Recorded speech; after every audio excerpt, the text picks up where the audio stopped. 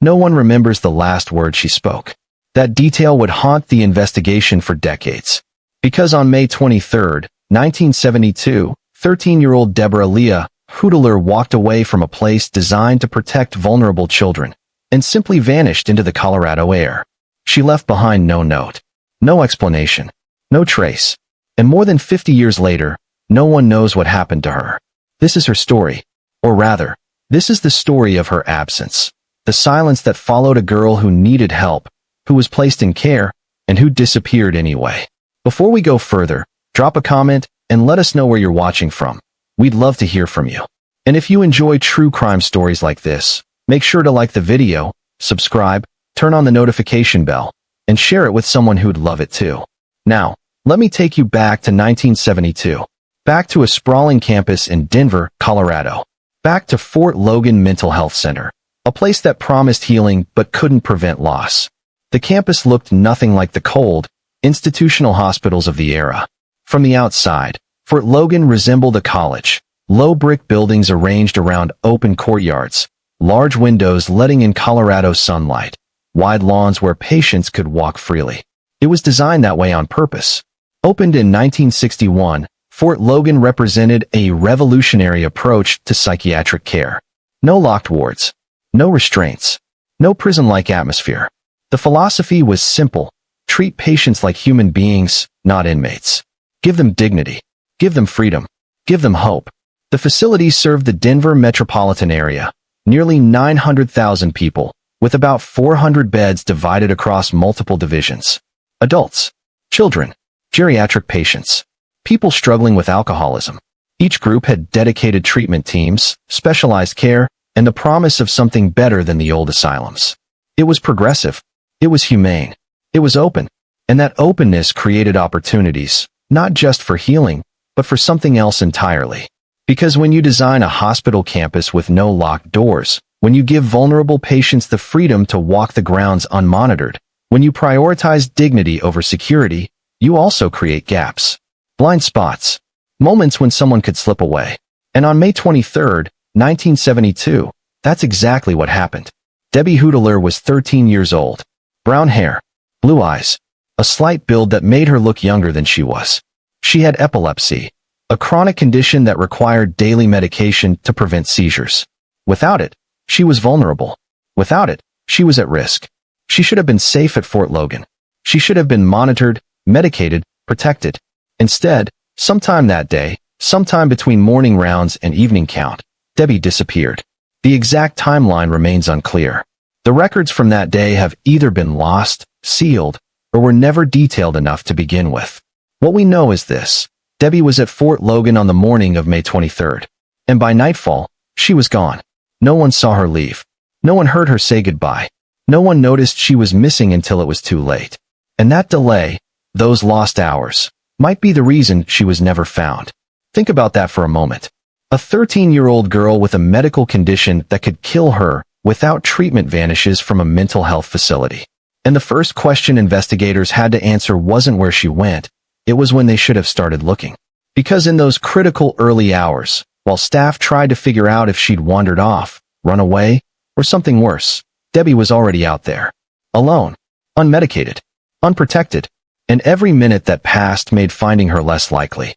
Batch 2 of 7. To understand how a child could vanish from Fort Logan, you need to understand what the facility was, and what it wasn't. Fort Logan wasn't a juvenile detention center. It wasn't a correctional facility.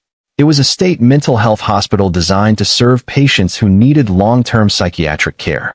And in 1972, that category included children.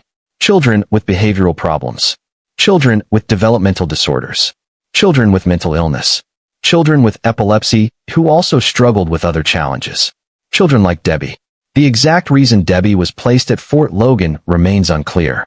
Medical records from that era are protected by privacy laws, and even decades later, those details haven't been publicly disclosed.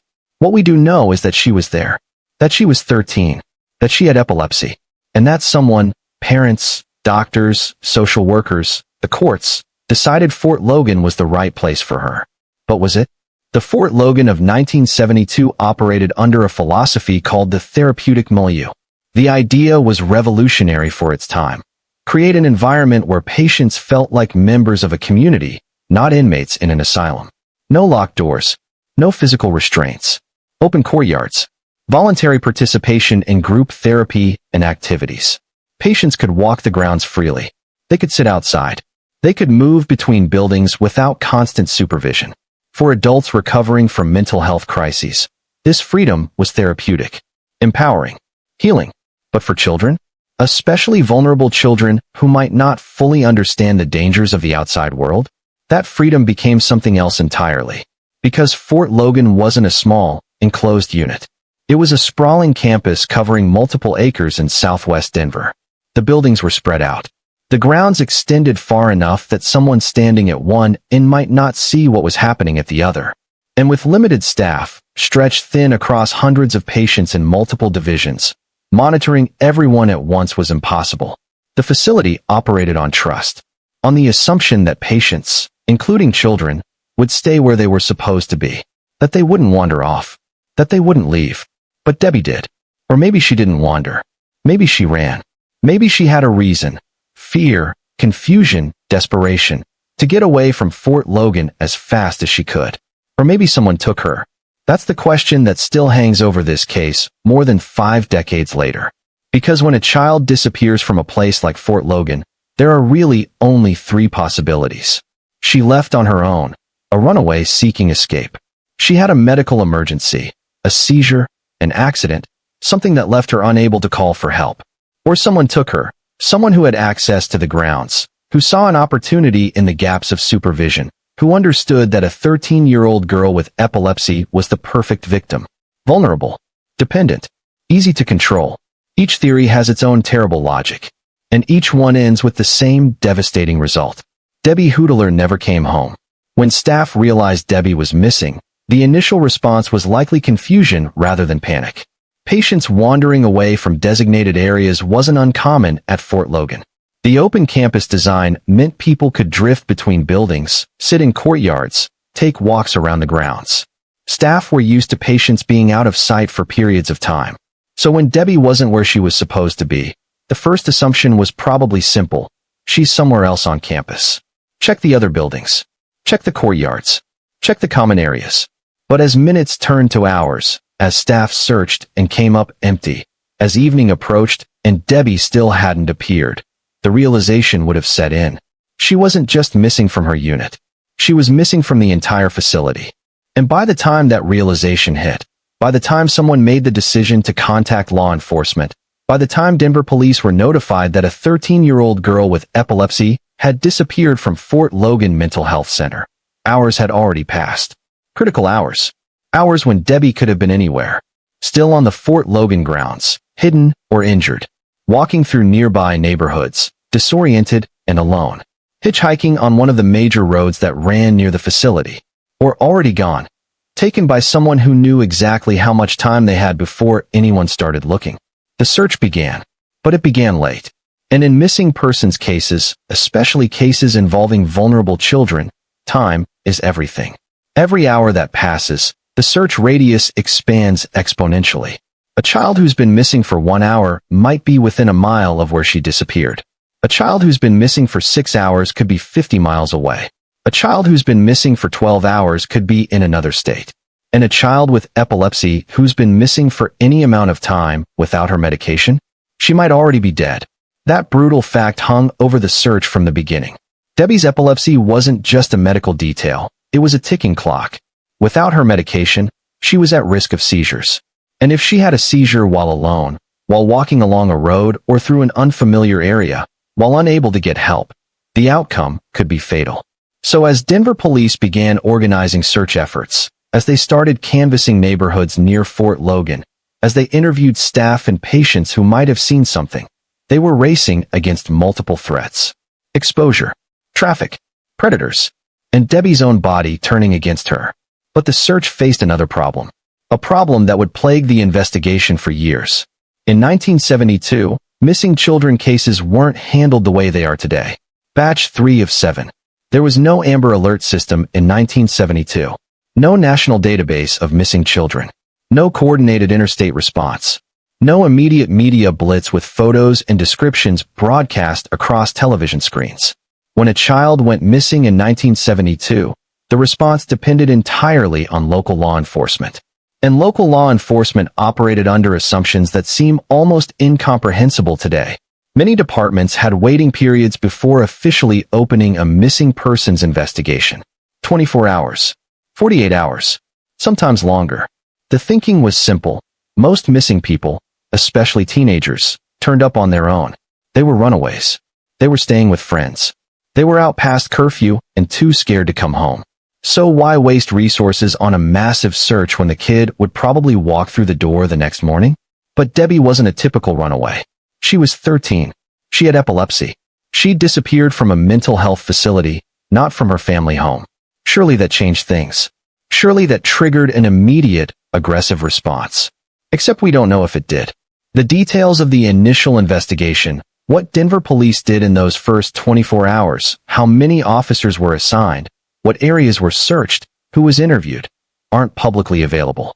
The case files from 1972 either don't exist anymore, remain sealed, or were never comprehensive to begin with.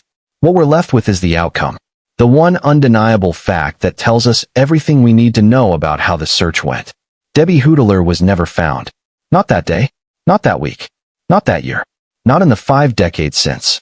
So either the search wasn't extensive enough, wasn't fast enough, wasn't focused on the right areas, or Debbie disappeared so completely, so thoroughly, that even a perfect investigation couldn't have found her.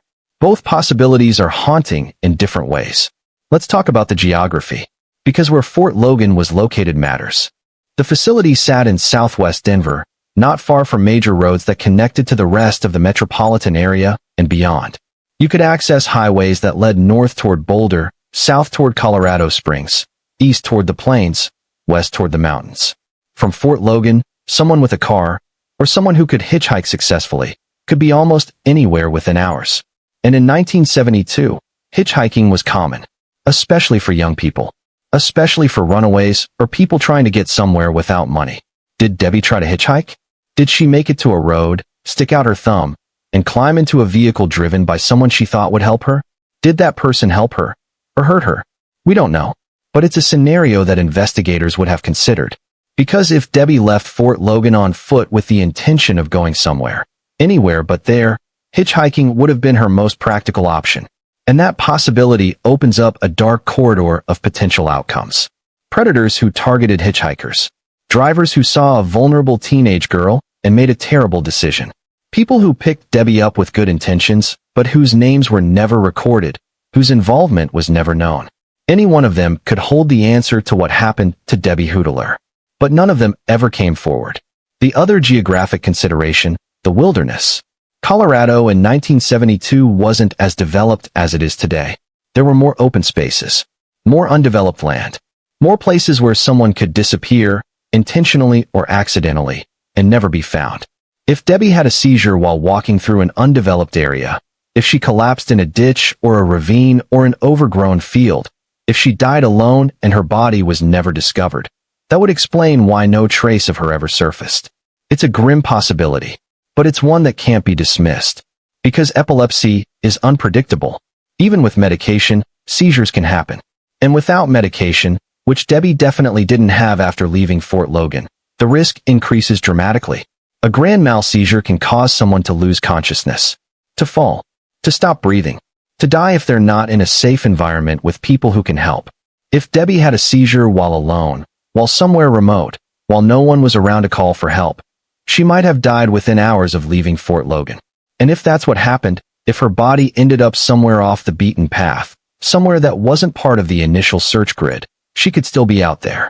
Somewhere in Colorado. Somewhere no one thought to look. Decades of weather, wildlife, and development could have erased any evidence. Could have scattered remains. Could have buried the truth so deep that it became irretrievable. It's possible, but it's also speculation. Because we have no evidence that this is what happened. No remains were ever found. No clothing. No personal effects. Nothing that definitively proved Debbie died of natural causes or medical emergency. Which brings us back to the third possibility. The one that's hardest to think about, but impossible to ignore. Someone took her. Fort Logan's open campus wasn't just open to patients. It was open to visitors, to delivery drivers, to maintenance workers, to anyone who had business at the facility or who simply walked onto the grounds. In an era before electronic security, before surveillance cameras, before key card access and locked entrances, facilities like Fort Logan operated on a level of trust that seems almost naive now. People came and went. Staff knew some of them. Others were strangers with legitimate reasons to be there. And a few might have had no legitimate reason at all. A 13-year-old girl walking alone on the Fort Logan campus would have looked like a patient. Someone who belonged there. Someone who wasn't in immediate danger. But to a predator, she would have looked like an opportunity. Vulnerable. Isolated. Dependent on daily medication she probably wasn't carrying. A child who, if taken, might not be missed immediately. Because that's the tragic irony of Debbie's situation.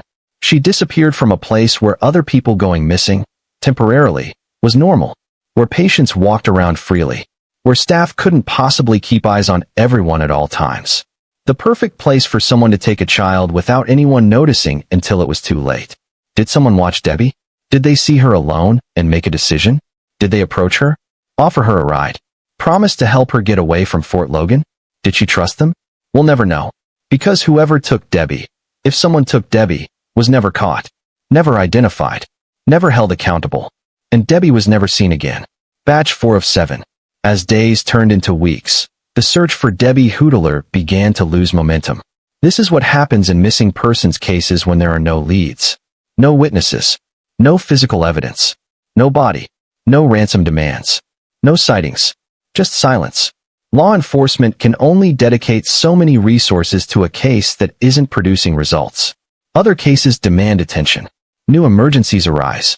And gradually, inevitably, the active search for Debbie would have been scaled back. Not abandoned. Not officially closed. But moved from active investigation to open case. A designation that sounds promising but often means the same thing as forgotten. Because open cases without new leads don't generate activity. They sit in filing cabinets. They get referenced when someone calls asking for an update.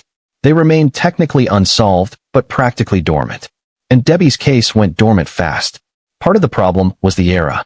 In 1972, missing children cases didn't receive the media attention they do today. There was no CNN broadcasting faces of missing kids across the nation. No social media to spread awareness instantly. No true crime podcasts keeping cold cases in the public consciousness. Local newspapers might have run a story when Debbie first disappeared. A brief article with her description, asking anyone with information to contact Denver police. Maybe it ran once. Maybe twice. But then other news took priority. Other stories filled the pages. And Debbie Hudler became just another missing child in a decade that saw thousands of them slip through the cracks. The families of missing children in the 1970s faced a reality that's almost incomprehensible today. They had to keep the search alive themselves, had to make their own flyers, had to personally call police departments in other cities and counties, asking if any unidentified remains matched their child's description. They had to live with not knowing, with false hope every time the phone rang, with the terrible possibility that they might never get answers. We don't know the details of Debbie's family's search. We don't know if they organized private investigations, if they contacted psychics, if they drove through Colorado looking for any trace of their daughter. But we can imagine, because we know what other families did. What they still do when someone they love disappears without explanation. They search until they can't search anymore. And then they wait, and hope, and grieve someone who might not be dead, but who isn't alive in any way that matters, because they're gone, and no one knows where. Let's consider the theories again. Because in cold cases, theories are all we have. Theory 1. Debbie ran away and started a new life. It's possible. Teenagers in the 1970s sometimes did disappear and reinvent themselves. Without social security verification for most jobs, without background checks, without the digital footprint we all leave today, someone could theoretically vanish and live under a different identity. But Debbie was 13. Not 16 or 17 or 18. 13. And she had epilepsy, a condition that required medication, a condition that would cause serious medical problems without treatment. Could a 13-year-old with a chronic medical condition successfully disappear and survive for decades without ever making contact with family, without ever accessing medical care under her real name, without ever being identified? It strains credibility. But it's not impossible. And in the absence of evidence proving otherwise, it remains a theory. Theory 2. Debbie had a medical emergency and died alone. This theory has its own tragic logic. Without her epilepsy medication, Debbie was at severe risk of seizures. If she had a grand mal seizure while alone, while walking along a road, while in an isolated area, while no one was around to help, she could have died quickly. If her body ended up somewhere remote, somewhere that wasn't thoroughly searched, somewhere that development or nature eventually concealed, it would explain why she was never found. But it raises questions. Wouldn't someone have eventually stumbled upon remains? Wouldn't hunters or hikers or construction workers have found something over the past 50 years? Maybe. Maybe not. Colorado has vast wilderness areas. Places where remains could lie undisturbed for decades. Places where evidence degrades, scatters, disappears. It's possible Debbie is still out there. That the answer to what happened to her is buried in Colorado soil, waiting to be discovered by chance. Theory 3. Debbie was abducted. This is the theory that's hardest to think about, but impossible to dismiss. Fort Logan's open campus. The lack of constant supervision. The window of time before anyone realized Debbie was missing. All of these factors created an opportunity for someone with predatory intent. And in the 1970s, such people existed. People who targeted vulnerable children. People who saw institutions like Fort Logan as hunting grounds. People who understood that a child taken from a mental health facility might not be reported missing immediately, might not be searched for as aggressively as a child taken from a suburban home. Serial predators were active in Colorado during this period. Some were caught years later. Some were never caught at all. Could one of them have encountered Debbie? Could she have been one of many victims, known or unknown, of someone who operated in the shadows? We don't know, but the possibility exists.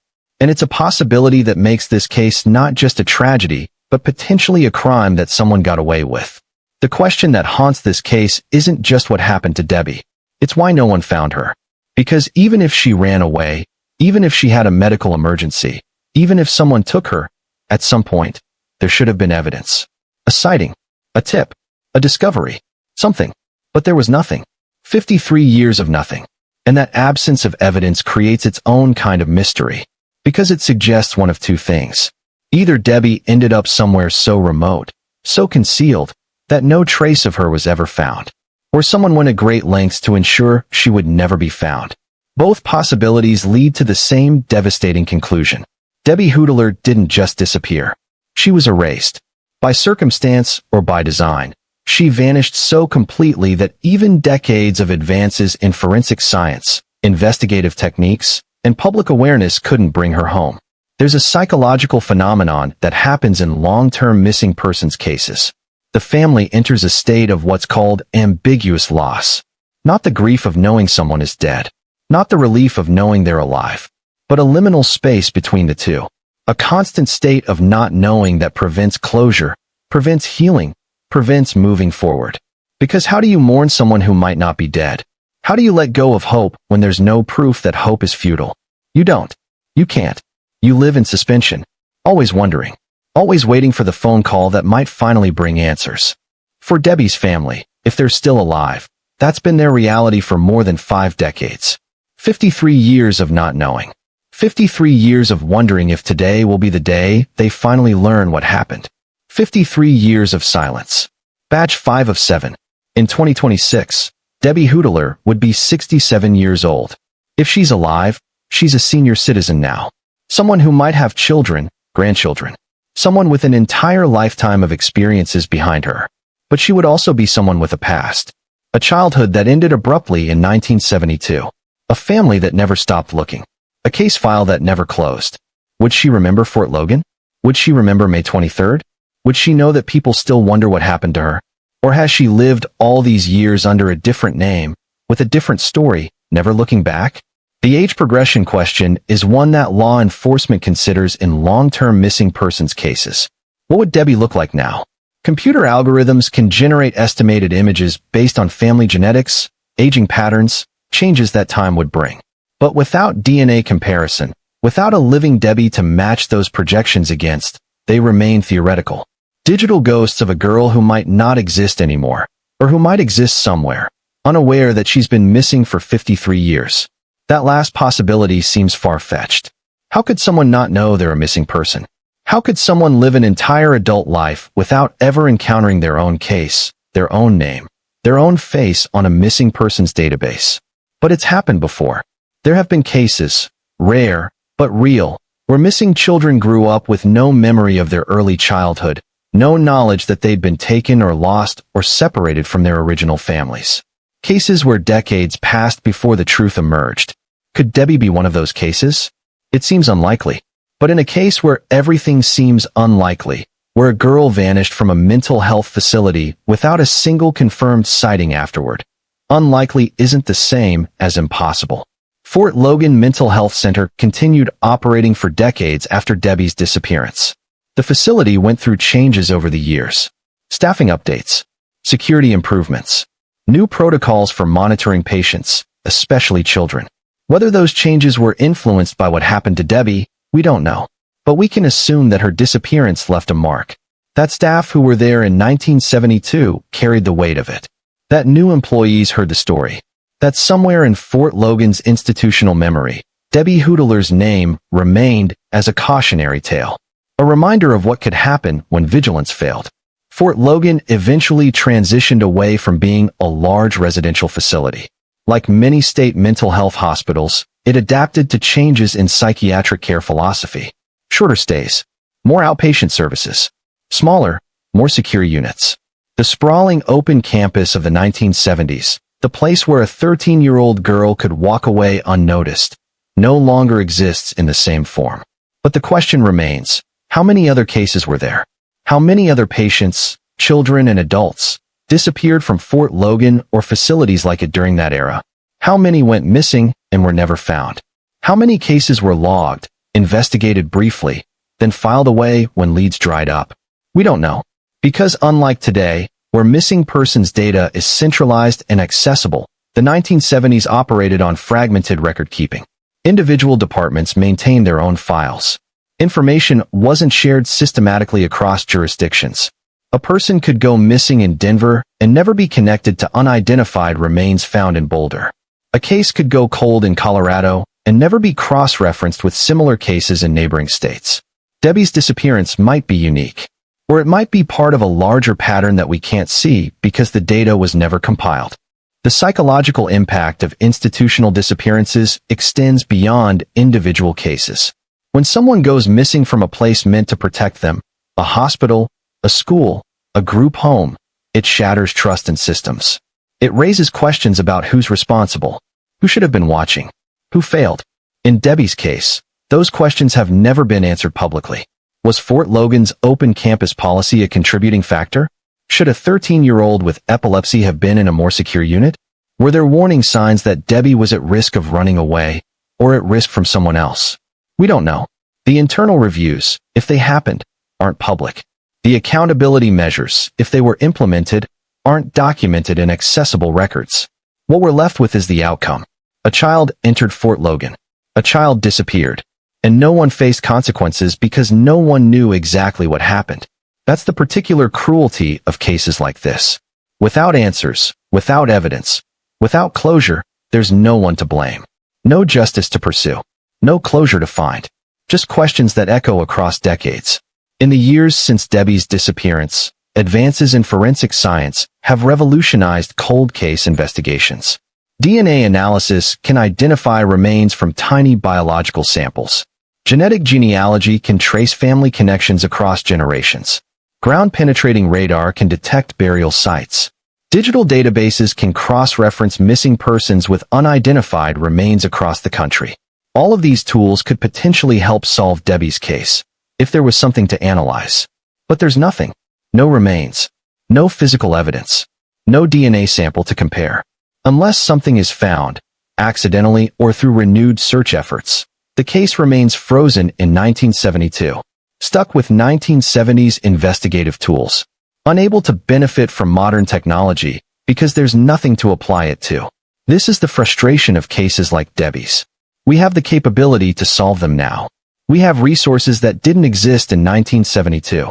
But without evidence, without that crucial piece of physical material to analyze, those capabilities are useless. It's like having a key, but no door to unlock. The broader context matters here. Debbie's case happened during an era that would later become known for missing and exploited children. The 1970s and early 1980s saw thousands of children disappear across America. Some were runaways. Some were taken by non-custodial parents. Some were victims of predators. And many, too many, were never found. It wasn't until the early 1980s, when several high-profile cases captured national attention, that the issue of missing children became a federal priority. That's when milk cartons started featuring photos of missing kids. When the National Center for Missing and Exploited Children was founded.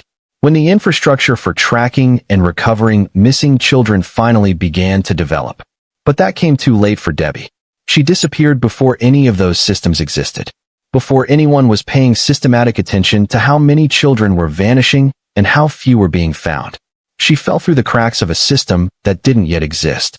And by the time that system was built, by the time law enforcement and advocacy groups and federal agencies started coordinating efforts to find missing children, Debbie had already been missing for over a decade.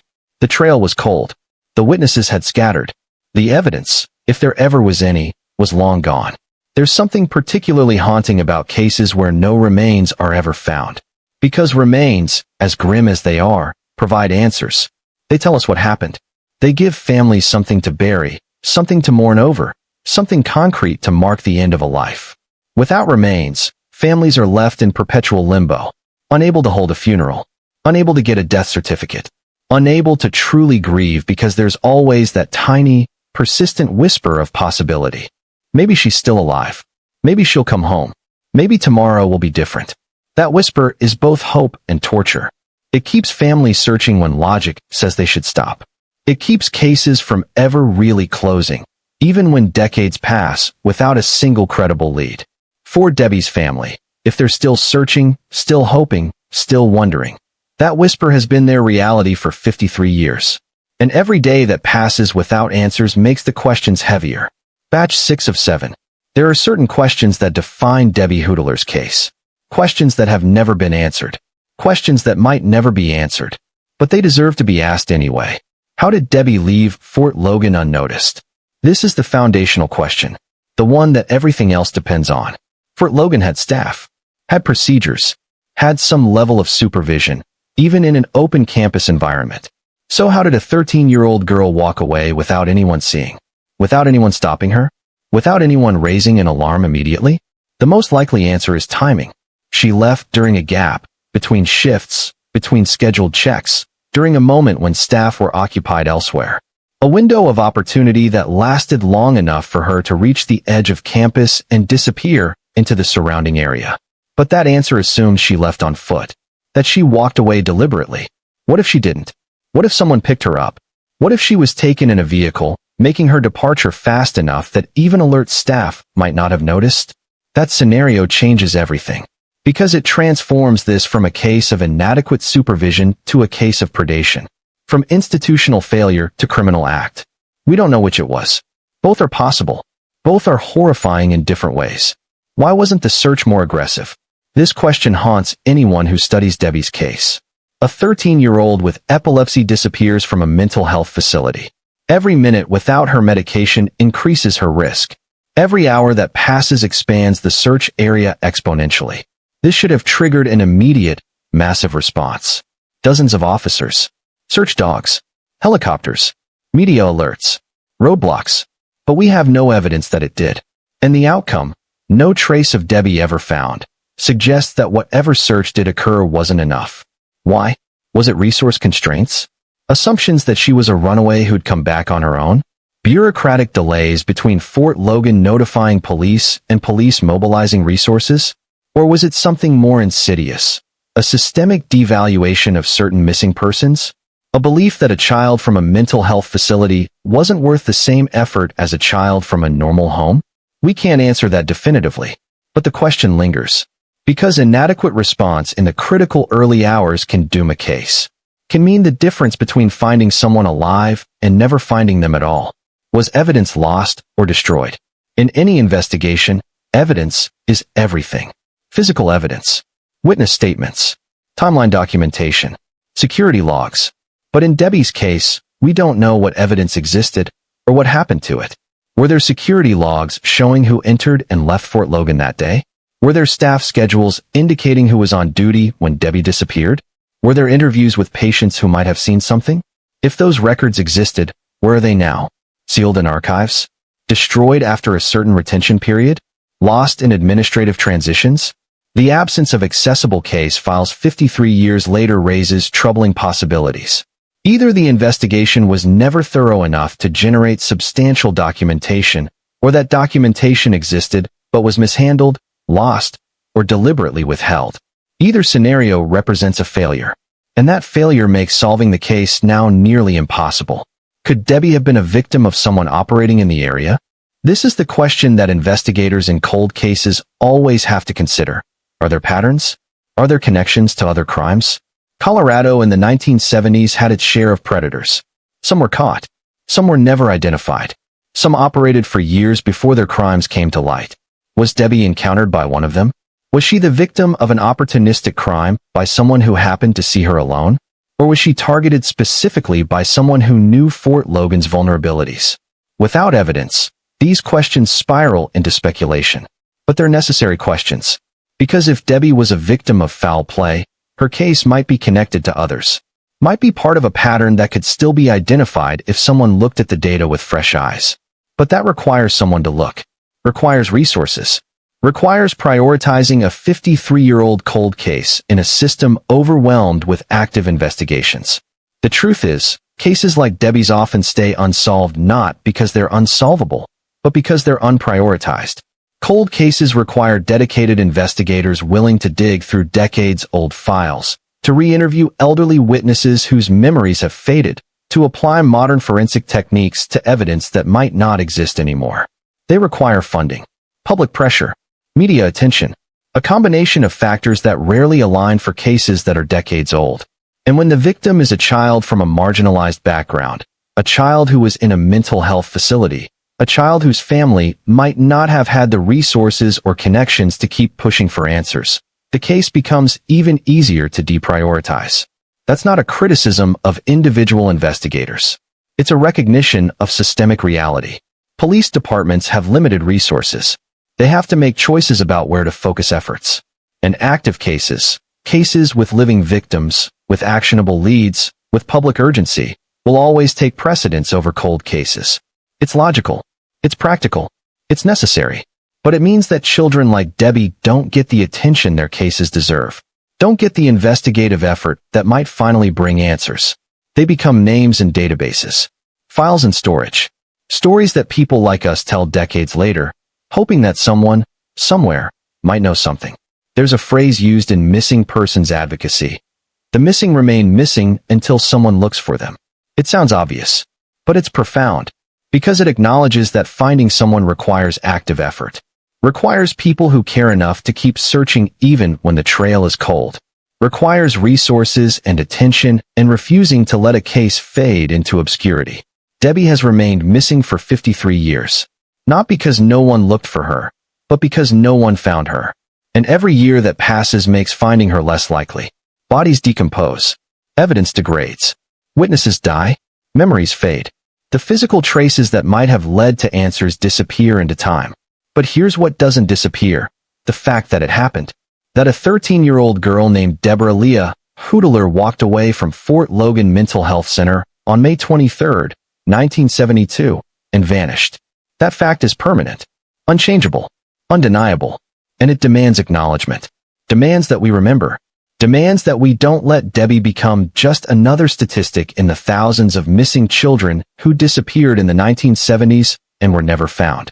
If you're watching this and you're from Colorado, especially the Denver area, think about this. There are people in your community who were alive in 1972, who might have been at Fort Logan as patients or staff, who might have lived in neighborhoods near the facility, who might have seen something that day, that week, that month. Memories are unreliable after 53 years. But sometimes, when a case is brought back into public consciousness, something shakes loose. Someone remembers a detail they didn't realize was significant. Someone connects dots that no one connected before. It's rare. But it happens. And when it happens, cold cases get solved. Families get answers. Missing persons come home. Or at least, their stories do. Debbie Hudler deserves that. Deserves to have her story known. Deserves to have people ask what happened to her. Deserves to be more than a case number in a database that most people will never see. She was a child. She needed help. She was placed in a facility that was supposed to provide that help. And instead, she disappeared. That's not just a tragedy. It's an injustice. An injustice that compounds every year she remains missing. Because she's not just missing from her family. She's missing from our collective memory. Missing from the public conversation about vulnerable children and institutional failures and the thousands of people who disappeared in an era before we had systems to track them. She deserves better than that. Batch 7 of 7. Final. Let's return to where we started. May 23, 1972. A 13-year-old girl walks away from Fort Logan Mental Health Center and simply vanishes. No witnesses come forward. No remains are found. No credible sightings emerge. No evidence surfaces that definitively explains what happened. Just absence. 53 years of it. And in that absence, we're left with only questions and possibilities. Theories that can never be proven or disproven without evidence. Scenarios that are all plausible and all horrifying in their own ways. Did Debbie run away, seeking freedom from an institutional setting she couldn't endure? If so, where did she go? How did she survive without medication, without money, without support? And why? If she's still alive, has she never been identified? Did she suffer a medical emergency, a seizure that killed her while she was alone, leaving her body somewhere it was never found? If so, where? And how? In 53 years of development and exploration in the Denver area, has no trace of her ever surfaced? Or was she taken by someone who saw an opportunity in Fort Logan's open campus, in the gaps of supervision, in the vulnerability of a 13-year-old girl who needed help? If so, who? And what happened to her? We don't know. And unless something changes, unless new evidence emerges, unless someone comes forward with information, unless remains are discovered, we might never know. But here's what we do know. We know that Debbie was real. She wasn't just a case number or a database entry or a statistic about missing children in the 1970s. She was a human being. A 13-year-old girl with brown hair and blue eyes. A girl who had epilepsy. A girl who needed medication and supervision and care. A girl who deserved better than what she got. We know that she disappeared from a place that was supposed to protect her. That Fort Logan's open campus philosophy, however well-intentioned, created vulnerabilities that someone, Debbie herself or someone else, exploited. We know that the response to her disappearance, whatever it was, wasn't enough. Because she was never found. And we know that her case represents something larger than one missing child. It represents an era when thousands of children disappeared and weren't tracked systematically. When institutional failures weren't scrutinized. When vulnerable populations, children in mental health facilities, foster care, group homes, could vanish without generating the kind of urgent response they deserved. Debbie fell through cracks that existed because society allowed them to exist. Because we didn't prioritize protecting the most vulnerable among us. Because we didn't build the systems that might have prevented her disappearance, or solved it quickly when it happened. Those cracks have narrowed since 1972. We have better systems now. Better tracking. Better coordination. Better awareness. But they haven't closed completely. Children still disappear. Vulnerable people still fall through gaps. And cases still go unsolved because resources are limited and time erodes evidence and witnesses and memory. If Debbie's story makes you uncomfortable, good. It should. Because discomfort is what drives change. What pushes us to demand better systems, better protections, better accountability. Debbie disappeared because multiple things went wrong. Because supervision wasn't adequate. Because response wasn't immediate. Because the search wasn't thorough enough. Because the era didn't have the infrastructure to handle cases like hers effectively. Those failures cost Debbie everything. Her childhood. Her future. Her life. Whether that life ended in 1972 or continued somewhere unknown. And those failures should haunt us. Should make us ask, are we doing better now? Are there still Debbies falling through cracks? Are there still vulnerable children who could disappear without adequate response? The honest answer is yes. We're better than 1972. But we're not perfect. And every missing person case that goes unsolved is evidence of that imperfection. So what can we do? What does remembering Debbie accomplish 53 years later? It keeps her case alive. It ensures that her name doesn't fade completely. It increases the chance, however small, that someone who knows something will finally speak. It also honors her, acknowledges that her life mattered, that her disappearance wasn't acceptable, that she deserved better then and deserves to be remembered now. And it reminds us that behind every cold case, every unsolved disappearance, every name in a database, there's a person, a life, a family, a story that doesn't end just because we don't know the ending. Debbie Hudler's story doesn't have an ending yet. It's suspended in that terrible space of not knowing. And it will stay there until something changes. Maybe that change will come tomorrow. Maybe it will come years from now. Maybe it will never come. But we can control one thing, whether we remember, whether we care, whether we keep her name alive. If this case affected you, here's what you can do. Share this video. Let more people know about Debbie Hudler. Let her story reach someone who might have information. Someone who was in Denver in 1972.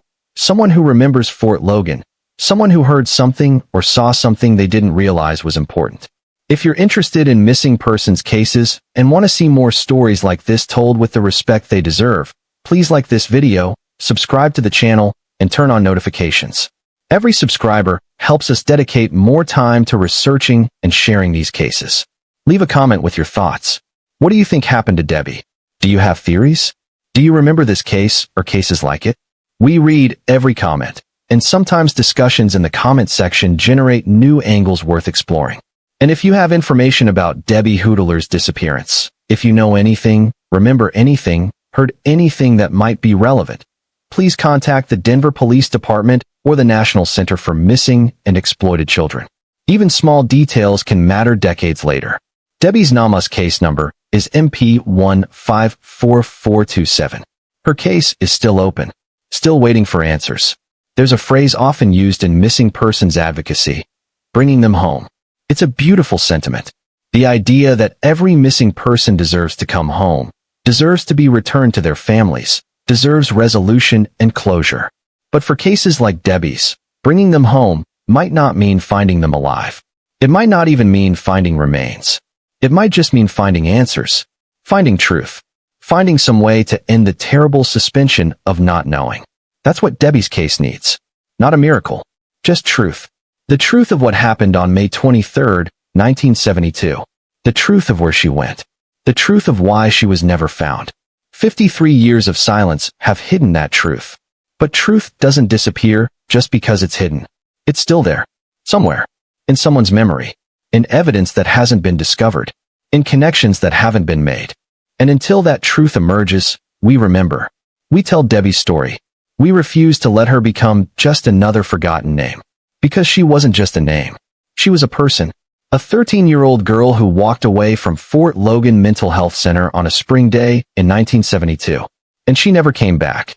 That's her story. And it's a story that deserves to be told until it finally has an ending. Deborah Leah Hudler, born 1959.